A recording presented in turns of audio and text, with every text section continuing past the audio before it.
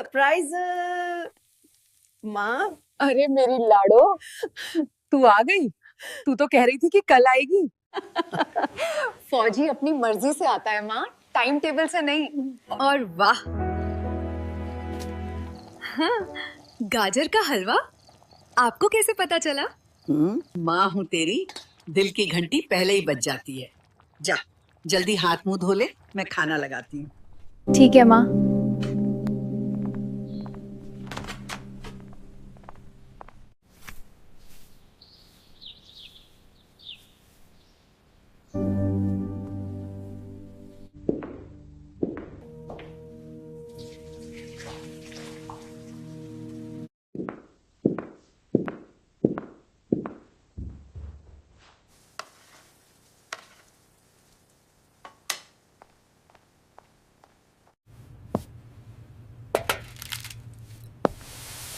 माँ, पहले आप चखो।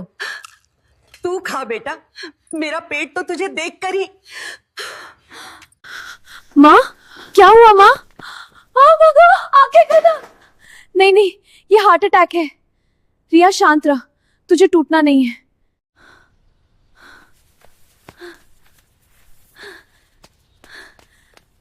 ऑटो, रुकिए। भैया, जिला अस्पताल ले चलो सबसे तेज।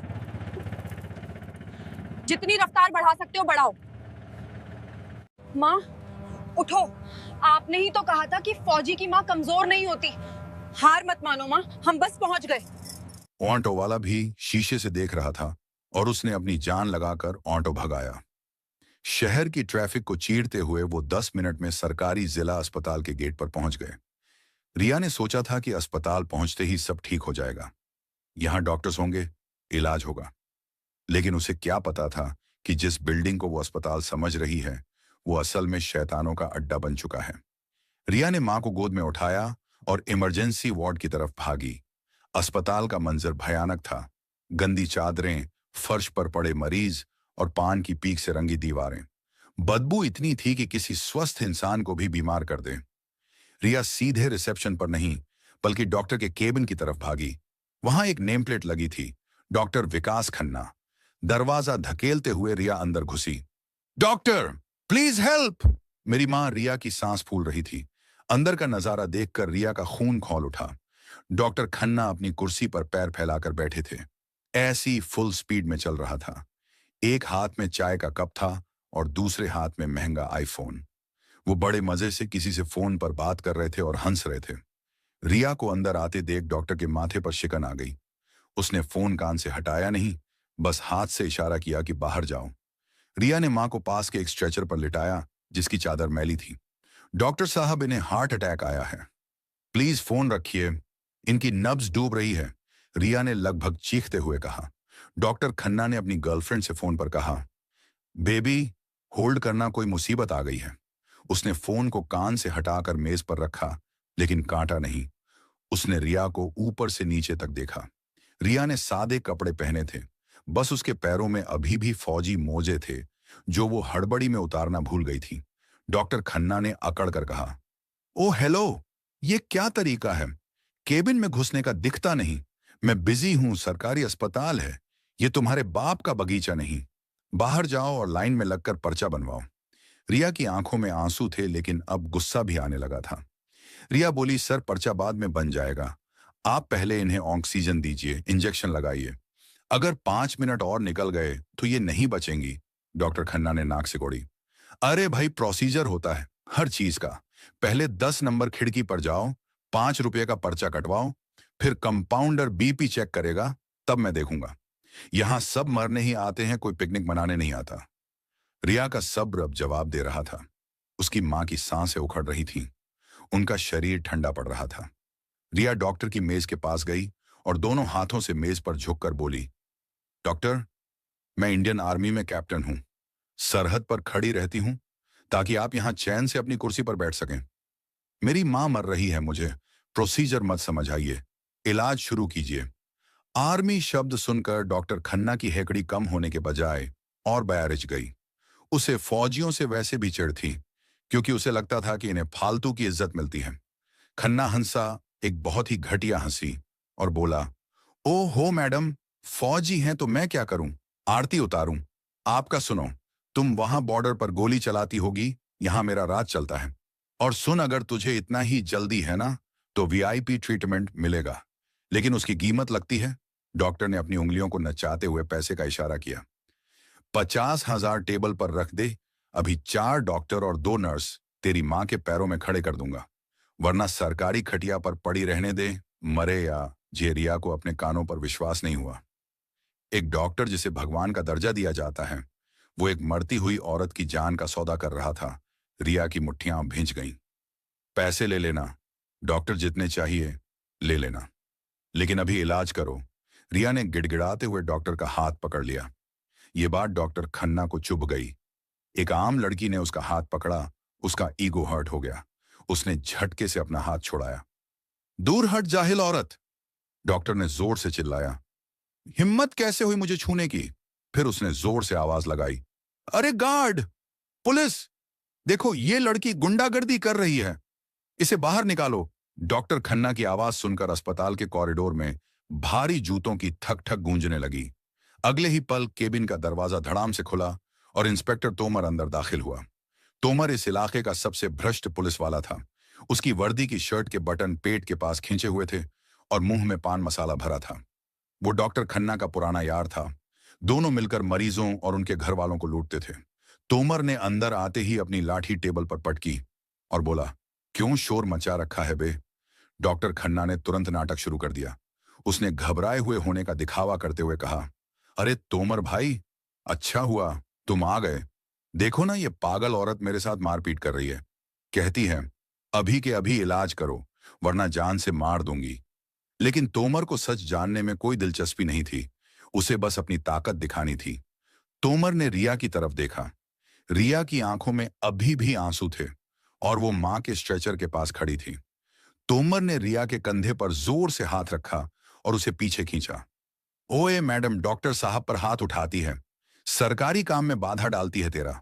तो मैं अभी इलाज करता हूं। रिया, जो एक ट्रेंड फौजी थी, उसका रिफ्लेक्स एक्शन तुरंत जाग गया। जैसे ही तोमर ने उसे छुआ, रिया ने बिजली की रफ्तार से उसका हाथ कलाई से पकड़ा और मरोड़ दिया। आहा! तोमर दर्द से चीख पड़ा। हाथ छोड़ मेरा। रिया ने उसकी कलाई छोड़ी और उसे धक्का दिया। तोमर 2 कदम पीछे जा गिरा। रिया ने कड़क आवाज में कहा, इंस्पेक्टर तमीज से पेश आओ, मैं कोई गुंडी नहीं हूं, मैं इंडियन आर्मी की कैप्टन रिया हूं। रिया ने अपनी जेब से अपना आर्मी आईडी कार्ड निकाला और तोमर के चेहरे के सामने कर दिया। मेरी मां की हालत सीरियस है। डॉक्टर इलाज करने के बजाय रिश्वत मांग रहा है। तुम्हारी ड्यूटी मेरी मदद करने की है, मुझे डराने की नहीं। केबिन में सन्नाटा छा गया। डॉक्टर खन्ना और तोमर दोनों ने एक पल के लिए एक दूसरे को देखा। फिर अचानक दोनों जोर जोर से हंसने लगे। हाँ हाँ हाँ, देख रहे हो डॉक्टर साहब, तोमर ने अपनी कलाई सहलाते हुए कहा, जिसमें अब भी दर्द हो रहा था। मैडम फौजी हैं, कैप्टन है। तोमर का चेहरा अचानक सख्त हो गया। वो रिया के करीब आया। उसके मुंह से पान मसाले की बदबू आ रही थी। उसने रिया के हाथ से उसका आईडी कार्ड छीना और बिना देखे उसे टेबल पर फेंक दिया। उसके बाद तोमर ने रिया की आंखों में आंखें डालकर कहा, ये बॉर्डर नहीं है जहां तू हीरो बनेगी, ये मेरा इलाका है, यहां मेरा कानून चलता है, आर्मी का नहीं।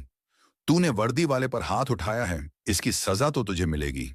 रिया को विश्वास नहीं हो रहा था। तुम एक फौजी के साथ ऐसा बर्ताव कर रहे हो, वो भी तब जब मेरी मां मर रही है, डॉक्टर खन्ना ने पीछे से कहा। अरे मरने दे बुढ़िया को, तोमर तुम इसे ले जा, इसने मुझे धमकी दी है।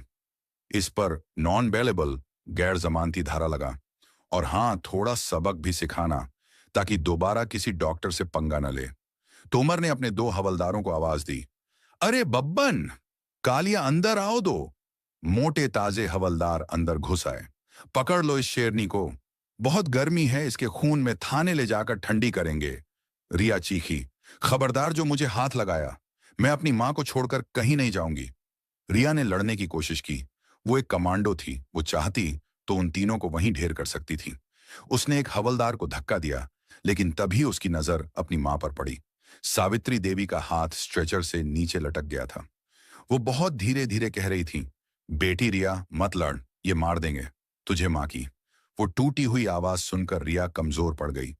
वो अपनी मां की जान बचाने के लिए सिस्टम से लड़ रही थी, पर सिस्टम उसकी मां को ही मारने पर तुला था। इसी एक पल की कमजोरी का फायदा तोमर ने उठाया। उसने पीछे से रिया के बाल पकड़े और उसे घसीटा। हाँ रिया, कराह उठी। मां मां, रिया चिल्लाई।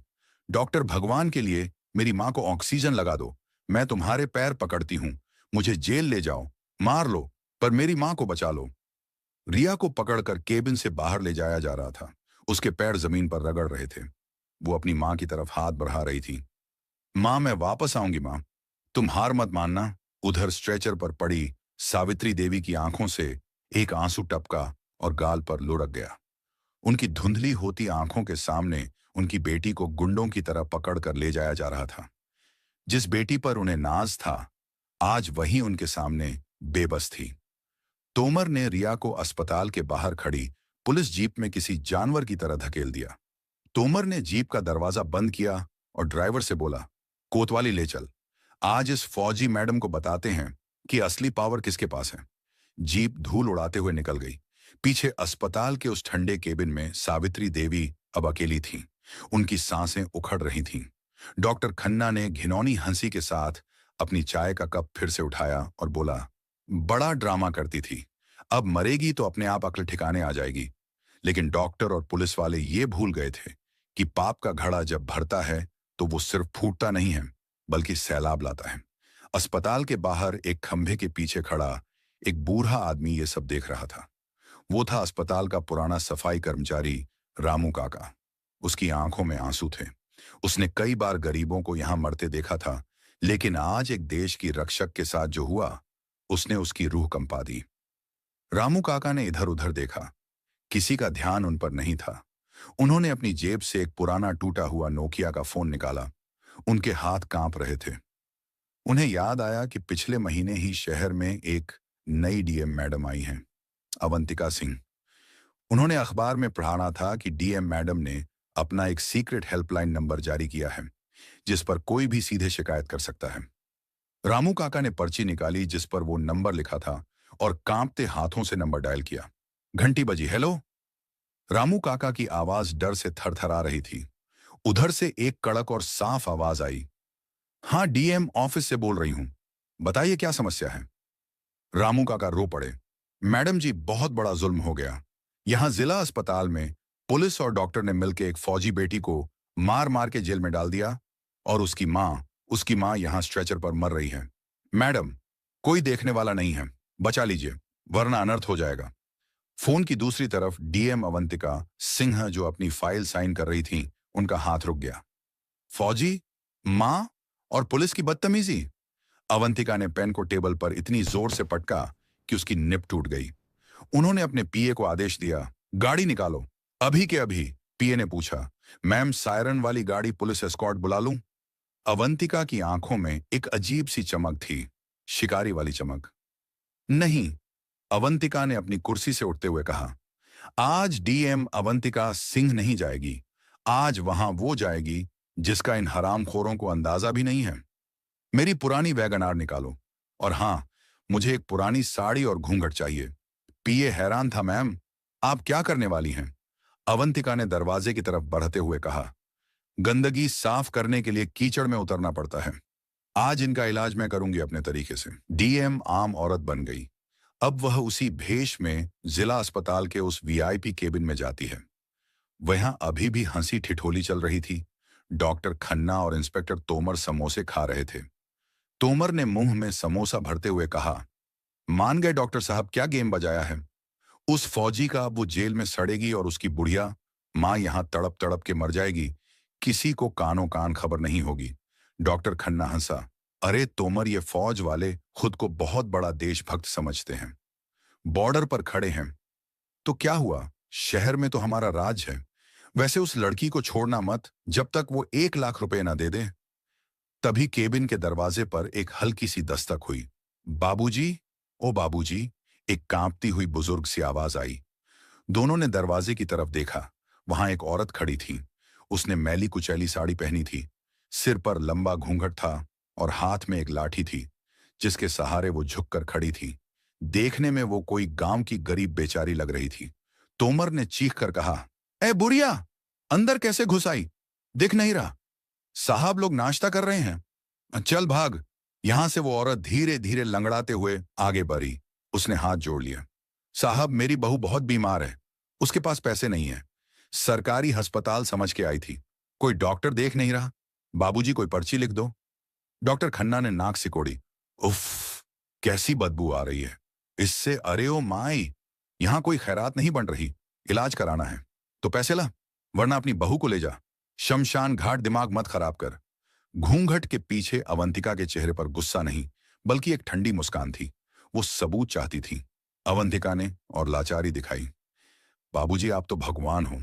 अभी बाहर सुना मैंने कि एक फौजी मैडम की मां को भी आपने नहीं देखा। वो बेचारी रो रही थी, पुलिस वाले उसे ले गए। क्या गरीबों के लिए कोई कानून नहीं है? साहब, तोमर ने हंसते हुए अपनी बेल्ट ठीक की। कानून? अरे ओ अनपढ़ औरत, मैं हूं कानून। मेरी वर्दी कानून है।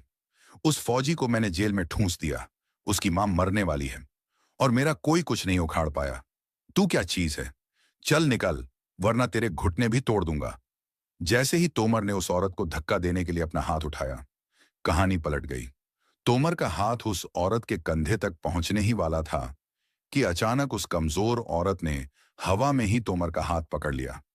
पकड़ इतनी सख्त थी जैसे किसी लोहे के शिकंजे ने जकड़ लिया हो।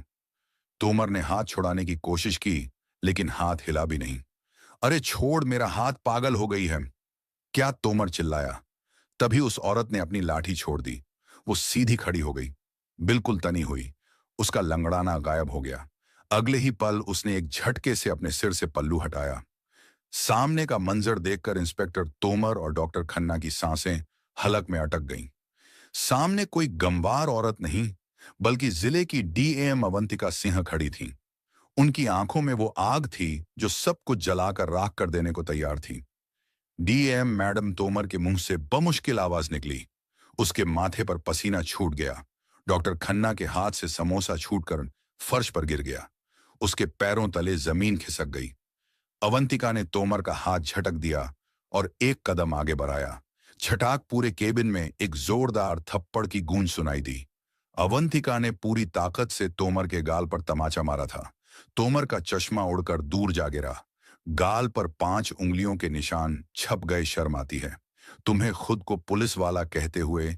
अवंतिका की आवाज शेरनी जैसी दहाड़ रही थी। जिस वर्दी को पहनकर तुम गुंडागर्दी कर रहे हो, उसी वर्दी की इज्जत बचाने के लिए वो लड़की सरहद पर गोली खाती है, और तुम एक लाचार मां को मारने की साजिश रच रहे थे। डॉक्टर खन्ना घिघियाने लगा। दूसरा थप्पड़ डॉक्टर के गाल पर पड़ा। चुप, एक शब्द भी नहीं। अवंतिका ने उंगली दिखाई। डॉक्टर भगवान होता है और तुमने इस पेशे को धंधा बना दिया। 50,000 चाहिए थे ना तुझे? अब तुझे मैं वो दूंगी जो तूने सोचा भी नहीं होगा। अवंतिका ने तुरंत अपना फोन निकला। एसपी साहब, फौरन जिला अस्पताल आ जाओ। पूरी फोर्स के साथ मुझे यहां से 2 कचरे साफ करने हैं। महज 10 मिनट के अंदर अस्पताल का पूरा कंपाउंड पुलिस की गाड़ियों और नीली बत्तियों से भर गया। एसपी खुद दौड़ते हुए आए। डीएम अवंतिका ने कड़क आवाज में आदेश दिया, एसपी सर इंस्पेक्टर, तोमर की वर्दी अभी इसी वक्त उतरवा लीजिए। इसे सस्पेंड नहीं, मैं इमीडिएट इफेक्ट से टर्मिनेट बर्खास्त कर रही हूं। इस पर हत्या की कोशिश और फिरौती का केस दर्ज होगा। फिर वो डॉक्टर की तरफ मुड़ी। और ये खन्ना, इसका मेडिकल लाइसेंस कैंसिल करो, अस्पताल को सील करो, और हां, इन दोनों को हथकड़ी पहनाकर पूरे शहर में पैदल थाने ले जाओ, ताकि सबको पता चले कि गरीबों का खून चूसने वालों का क्या अंजाम होता है। पुलिस ने उसी वक्त तोमर और खन्ना को दबोच लिया। जो तोमर आधे घंटे पहले शेर बना घूम रहा था, अब वो गिड़गिड़ा रहा था, मैडम माफ कर दो, गलती हो गई मैडम। लेकिन अवंतिका ने उसकी तरफ देखा भी नहीं। वो सीधे स्ट्रेचर की तरफ भागी जहां रिया की मां पड़ी थी। Chief medical officer, CMO, Avantika चिल्लाई। जी मैडम, सीएमओ। दौड़ते हुए आए इस पेशेंट को अभी के अभी आईसीयू में शिफ्ट करो, बेस्ट इलाज मिलना चाहिए। अगर इनको खरोंच भी आई तो पूरा अस्पताल सस्पेंड कर दूंगी। सावित्री देवी को तुरंत स्ट्रेचर पर ले जाया गया। अवंतिका ने राहत की सांस ली। फिर वो अपनी गाड़ी की तरफ मुड़ी। चलो थाने, मुझे अपनी शेरनी को आजाद कराना है। कोतवाली के लॉकअप में अंधेरा था। रिया कोने में बैठी रो रही थी। उसे अपनी फिक्र नहीं थी। उसे बस अपनी माँ का चेहरा याद आ रहा था। माँ, मुझे माफ कर देना, मैं तुम्हें बचा नहीं पाई। तभी थाने में हड़कंप मच गया। संतरी ने दौड़कर लॉकअप का ताला खोला। मैडम बाहर आइए, डीएम साहब आई हैं। रिया धीरे से उठी। उसकी आंखों में सूजन थी। जैसे ही वो बाहर आई, उसने देखा कि डीएम अवंतिका सिंह खड़ी है। अवंतिका ने आगे बढ़कर रिया को देखा। उसके माथे पर चोट का निशान था। कैप्टन रिया? अवंतिका ने पूछा। रिया ने धीरे से सिर हिलाया। जी मैम। अवंतिका ने मुस्कुराकर रिया के कंधे पर हाथ रखा। तुम्हारी मां अब खतरे से बाहर है रिया, वो आईसीयू में है और बहुत जल्द ठीक हो जाएंगी। ये सुनते ही रिया, जो अब तक पत्थर बनी हुई थी, टूट गई। वो फूट फूट कर रोने लगी। Thank you ma'am, thank you so much. Avantika ने उसे गले लगा लिया। रो मत कैप्टन, फौजी रोते अच्छे नहीं लगते। जिसने तुम्हारे साथ ये किया है, वो अब उसी काल कोठरी में सड़ेंगे जहां तुम थी। चलो मां के पास चलते हैं। 2 दिन बाद अस्पताल का माहौल अब बदल चुका था। सफाई चमक रही थी। डॉक्टर मरीजों को देख रहे थे। प्राइवेट वार्ड के बिस्तर पर सावित्री देवी बैठी थीं। वो अब ठीक थीं। रिया अपने हाथ से उन्हें सूप पिला रही थी। दरवाजा खुला और डीएम अवंतिका अंदर आई। रिया ने सूप का कटोरा रखा और तुरंत सावधान, अटेंशन की मुद्रा में खड़ी हो गई। उसने अपनी वर्दी पहन रखी थी क्योंकि आज उसे वापस ड्यूटी पर जाना था। रिया ने एक कड़क सैल्यूट मारा। जय हिंद मैडम। अवंतिका मुस्कुराई। उन्होंने सावित्री देवी के पैर छुए। माताजी अब कैसी है आप? जीती रहो बेटी, तुमने मेरी लाडो को बचा लिया। सावित्री देवी ने आशीर्वाद दिया। रिया की आंखों में सम्मान और कृतज्ञता थी। मैम, अगर उस दिन आप ना आती तो शायद मेरा भरोसा सिस्टम से उठ जाता। मैंने सीखा था कि दुश्मन सिर्फ सरहद पार होता है, लेकिन आपने सिखाया कि अंदर के दुश्मनों से कैसे लड़ना है। अवंतिका ने रिया के कंधे पर हाथ रखा और बोली, रिया, तुम सरहद संभालती हो ताकि हम यहां सुरक्षित रहें, और मेरा काम है कि जब तुम वापस आओ तो तुम्हारा परिवार सुरक्षित रहे। ये कोई एहसान नहीं, मेरा फर्ज था। रिया ने अपना बैग उठाया। जाने का वक्त हो गया था। अस्पताल के गेट पर रिया ने एक आखिरी बार पीछे मुड़कर देखा। वहां डीएम अवंतिका खड़ी थी, एक फौजी और एक सिविल सर्वेंट। दोनों अलग अलग वर्दियों में, लेकिन दोनों का मकसद एक, देश और जनता की रक्षा। रिया की जीप सरहद की तरफ बढ़ गई और अवंतिका अपनी फाइल लेकर वापस जनता के बीच चली गई। दोस्तों, यह कहानी केवल मनोरंजन और शिक्षा के उद्देश्य से बनाई गई है। इसमें दिखाए गए सभी पात्र, घटनाएं और संवाद काल्पनिक हैं। किसी भी वास्तविक व्यक्ति, संस्था या घटना से इनका कोई संबंध नहीं है। कृपया इसे केवल कहानी के रूप में देखें और इसका आनंद लें। हम किसी की भावनाओं को ठेस पहुंचाना नहीं चाहते।